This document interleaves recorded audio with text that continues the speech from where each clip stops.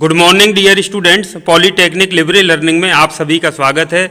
आज हम चर्चा करने जा रहे हैं अप्लाइड मैकेनिक्स के जो पुराना पेपर है 2020 में हुआ था, अक्टूबर 2020 में बीपी के रूप में, यानी कि बैक पेपर के रूप में। तो ये जो आप पेपर अभी देख पा रहे हैं ये बैक पेपर है, यानी जो प्रश्न जिन बच्चों की बैक लग जाती है उनके लिए है।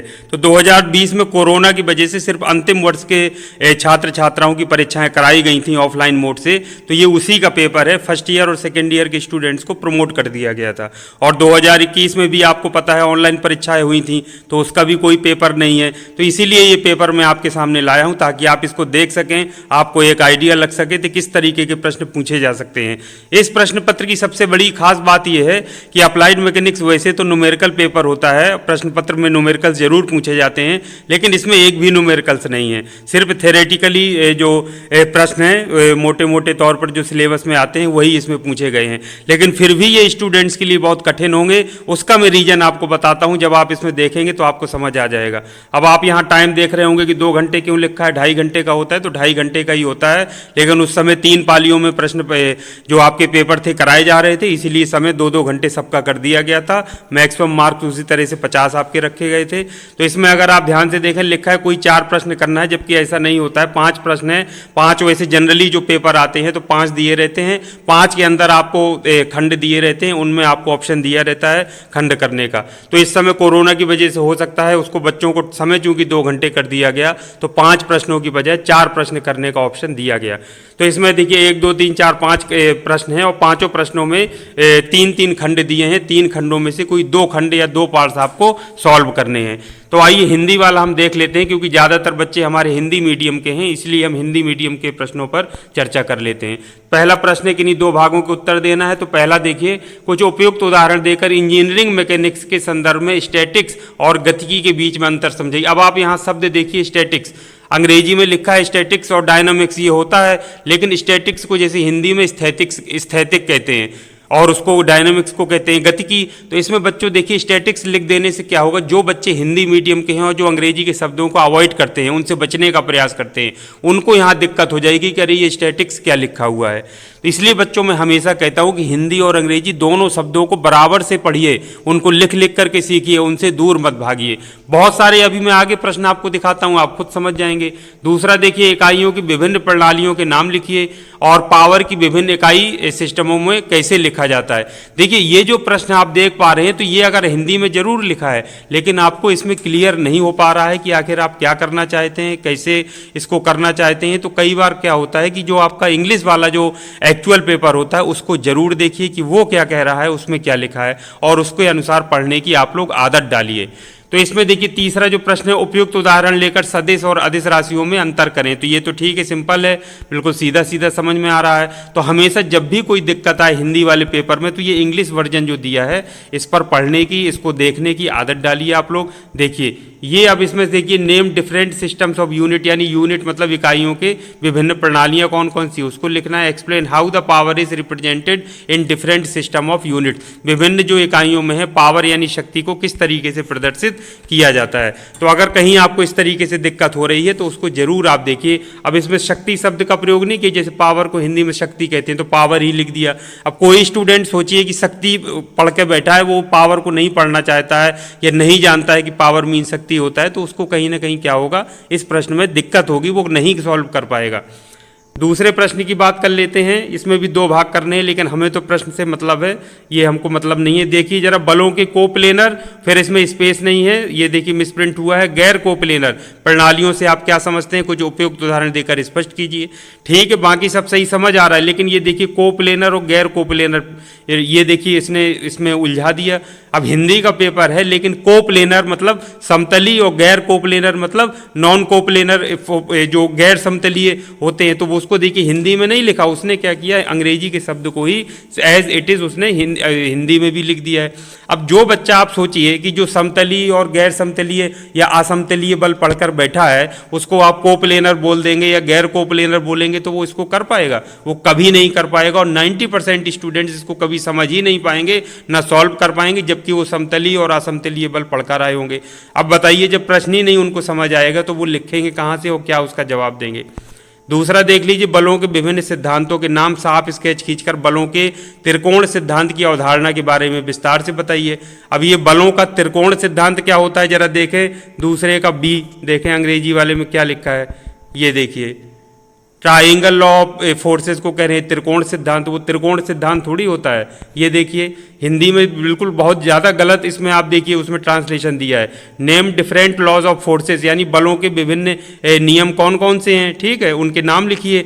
Explain in detail the concept of triangle law of forces, ये देखिए ट्राइंगल लॉ ऑफ फोर्सेस जो होता है वो हर बच्चे को पता होता है, तो इसमें अंग्रेजी वाला जरूर देखिए। और बाई ड्राइंग नीट स्केच, यानी साफ सुंदर चित्र बना करके ट्राइंगल लॉ ऑफ फोर्सेस को समझाना है।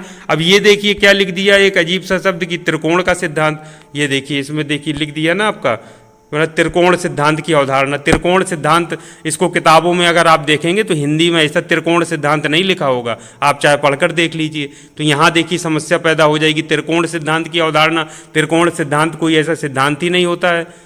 तो ये जरूर इस चीज़ को समझिए, थोड़ा सा प्रयास करिए। ये देखिए पहला ही शब्द तीसरे प्रश्न में देखिए सिंपली सपोर्टेड बीम। अब आप बताइए सिंपली सपोर्टेड बीम ये अंग्रेजी का शब्द है, एज इट इज़ लिख दिया। अब जो बच्चा सिंपली सपोर्टेड बीम को सरल जो सहारने वाली धरन या कुछ ऐसे पढ़ के बैठा होगा वो इसको शब्द को समझ पाएगा कभी देखते ही कि वो समझ कर कि क्या पूछ रहा है, वो यहाँ वहाँ झांकेगा या किसी से पूछेगा या सोचेगा ये क्या चीज़ है। तो इसलिए बच्चों में कह रहा हूँ कि प्रत्येक इसमें प्रश्न में और सभी विषयों में इस तरीके की प्रॉब्लम्स होती हैं। जब हिंदी का ट्रांसलेशन किया जाता है तो बहुत सारे शब्द या तो अंग्रेजी के ठीक वैसे रख दिए जाते हैं और या तो फिर कहीं ना कहीं किसी त्रुटि की वजह से ट्रांसलेशन में त्रुटियां हो जाती हैं। तो ये इस पर विशेष ध्यान रखिए। पढ़ने लिखने में अंग्रेजी के शब्दों को जरूर अच्छे से पढ़िए, अंग्रेजी के जो प्रश्न पूछे जाते हैं उनको समझने का प्रयास करिए, तो उससे ज़्यादा आपके अंदर समझ पैदा होगी और आप ज़्यादा अच्छे से पेपर को समझकर उसका उत्तर दे पाएंगे। तो ये सिंपली सपोर्टेड बीम के लिए बल प्रणाली द्वारा आप क्या समझते हैं, साफ स्केच का उपयोग करके समझाएं। ठीक है, इतना तो समझ में आ जाता है कि साफ स्केच का उपयोग करना है और समझाना है, लेकिन ये देखिए अंग्रेजी शब्द आ गया सिंपली सपोर्टेड बीम। और हिंदी वाले स्टूडेंट्स क्या पढ़ के बैठे हैं, जो हिंदी में जो कहते हैं वो पढ़ के बैठे हैं, वो उसको अवॉइड कर देते हैं। तो ये काम आपको नहीं करना है। तीसरा देख लीजिए, कुछ संख्यात्मक उदाहरण देकर एक बल के आघूर्ण और उसके अनुप्रयोगों के सिद्धांत को स्पष्ट करें। ठीक है, बल आघूर्ण तो आप लोग कर लेंगे, ये बल के आघूर्ण जो भी लिखा है। स्वच्छ चित्र का उपयोग करके कोप्लेनर बलों, अब देखिए कोप्लेनर, ये देखिए क्या लिखा है। अब आप देखिए यही बच्चों में आपसे कह रहा हूँ, ये शब्द कर पाएगा कोई हिंदी मीडियम का स्टूडेंट यदि उसने नहीं पढ़ा होगा। अंग्रेजी का शब्द जिस स्टूडेंट को पढ़ने की आदत नहीं होगी, जो अवॉइड करता होगा, बचता होगा, स्किप करता होगा, वो कभी इस प्रश्न को उत्तर नहीं दे सकता है। भले ही हिंदी में उसको इसका अगर पूछ लिया जाए तो वो बता देगा। तो ये निकायों के संतुलन की सामान्य स्थितियों को समझाना है, लेकिन ये आता हुआ प्रश्न भी बच्चे नहीं कर पाएंगे और उनको बहुत ही कठिनाई महसूस होगी। अगला सी देख लीजिए, कुछ उपयुक्त उदाहरण का उपयोग करके स्थिर घर्षण और घर्षण के कोण के नियम की व्याख्या करें। चलो ठीक है, ये तो समझ में आ गया। अगला चौथा है आपका किन्हीं दो भागों के उत्तर। एक साफ स्केच का उपयोग करके खुरदरे क्षैतिज प्लेन पर लेटे हुए बॉडी के संतुलन की व्याख्या करें। अब देखिए कितना कठिन हिंदी उसने लिख दी है, खुरदरे क्षैतिज प्लेन पर लेटे हुए बॉडी। देखिए अंग्रेजी शब्द, मतलब जैसे बच्चे जो पढ़ते हैं हिंदी मीडियम के पिंड पढ़ते हैं, बॉडी शब्द कह दो तो वो सोचते हैं पता नहीं कौन सी बॉडी है, किसकी बॉडी है। तो ये सब चीज़ें उनके अंदर आ जाती हैं। तो ये थोड़ा सा आदत आपको पढ़ने की जरूर देखिए कि बजाय इसके कि आप हिंदी का ही सारा देख रहे हैं, आपको अंग्रेजी में भी वर्जन में जाना चाहिए, वहाँ देखना चाहिए कि आखिर वो कह क्या रहा है और एक्चुअल शब्द में क्या लिखा हुआ है। बात देखिए, स्वच्छ आरेख का उपयोग करके समतल आकृति के केंद्रक की परिभाषा अवधारणा को समझाइए। समतल आकृति के देख लीजिए उसमें क्या लिखा है अंग्रेजी वाले में, उसी हिसाब से फिर आप उसका उत्तर दीजिए।